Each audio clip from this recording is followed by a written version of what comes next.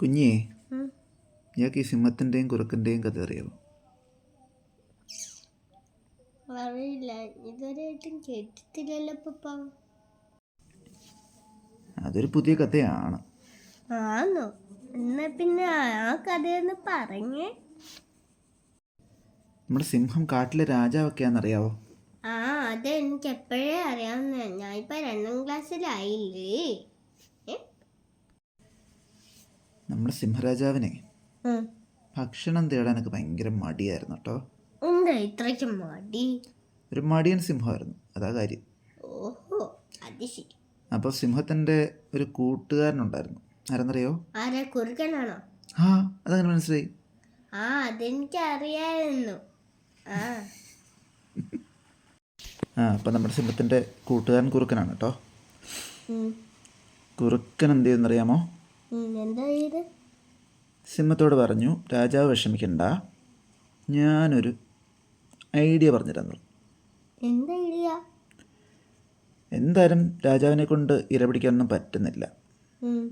രാജാവിന് നല്ല ശക്തിയുള്ളൊരു സുഹൃത്തുണ്ടെങ്കിൽ കാര്യങ്ങൾ എളുപ്പമാവില്ലേ?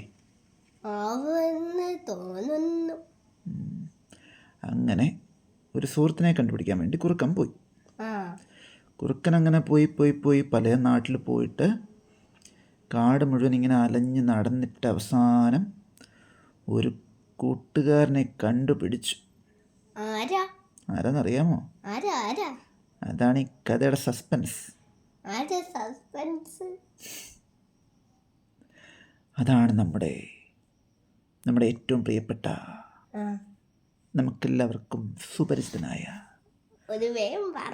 നമ്മുടെ കരടിച്ചേട്ടൻ. അങ്ങനെ കരടിച്ചേട്ടനെ കണ്ടിട്ട് കുറുക്കൻ പറഞ്ഞു, അതെ കരടിച്ചേട്ടാ, അങ്ങ് വളരെ ശക്തനാണല്ലോ, അതുകൊണ്ട് അങ്ങേക്ക് ഇര പിടിക്കാനൊക്കെ നല്ല മിടുക്കുണ്ടാവും. നമ്മുടെ ഇപ്പോഴത്തെ രാജാവ് സിംഹച്ചേട്ടന് ഇര പിടിക്കാനുള്ള വലിയ കഴിവൊന്നുമില്ല. കരടിച്ചേട്ടനൊന്ന് സഹായിക്കാമെങ്കിൽ രാജാവ് കരടിച്ചേട്ടനെ മന്ത്രിയാക്കുമെന്ന് പറഞ്ഞു. കള്ളത്തരമൊന്നുമല്ല, കുറുക്കൻ കാര്യമായിട്ടാണ് പറഞ്ഞു. എന്നിട്ടോ കരടിച്ചേട്ടൻ പോയോ?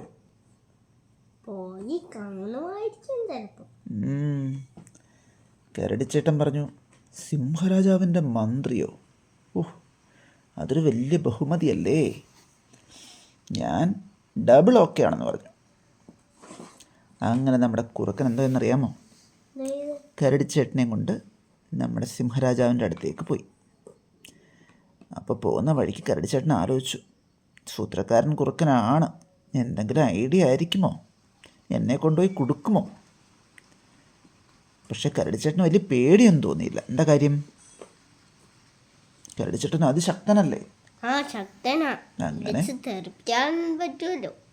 അവർ സിംഹരാജാവിൻ്റെ അടുത്തെത്തിയപ്പോൾ സിംഹരാജാവിന് കരടിച്ചേട്ടനെ കണ്ടപ്പോൾ സന്തോഷമായി. ആഹാ, ശക്തനായ ഒരാളെ അല്ലേ കൂട്ടിക്കൊണ്ട് വന്നിരിക്കുന്നത്.